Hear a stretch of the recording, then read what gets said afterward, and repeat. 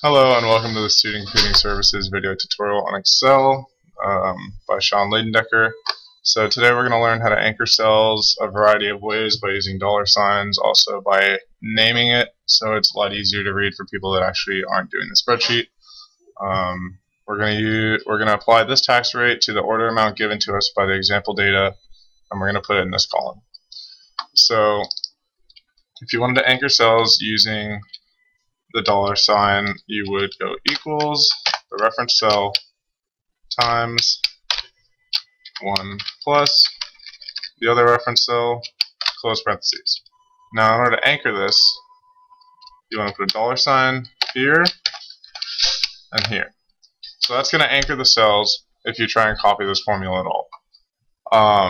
So if I were to just do a $sign next to the column reference, it would lock all the things in the specific column.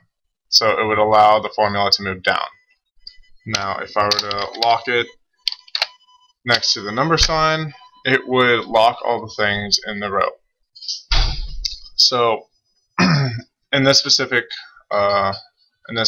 tutorial, we're going to be referencing the row because we don't want it to move down, because that'll reference nothing. And since we're pulling the function down, it's only going to reference the cells that are going down. But it's locked, so it can only move left and right, so it's going to only reference this cell.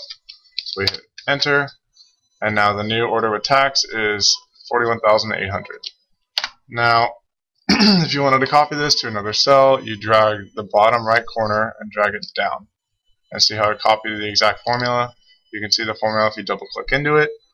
This cell hasn't changed, but this one has because you dragged it down.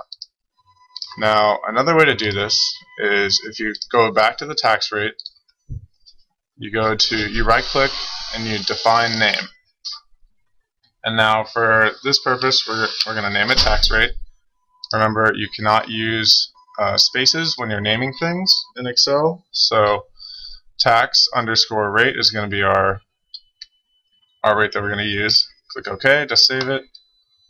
And then so for this one, we can do equals the reference cell times parentheses 1 plus, and now you can just type in tax rate and see how it comes up. You can now hit enter. When you try and select this tax rate, you need to hit tab or else it will not copy. See how it turns red and then it references the tax rate that we want. Close parentheses, enter, then you press enter to complete the formula. And then, so another way to copy this down to your different data points is you hit Control Copy,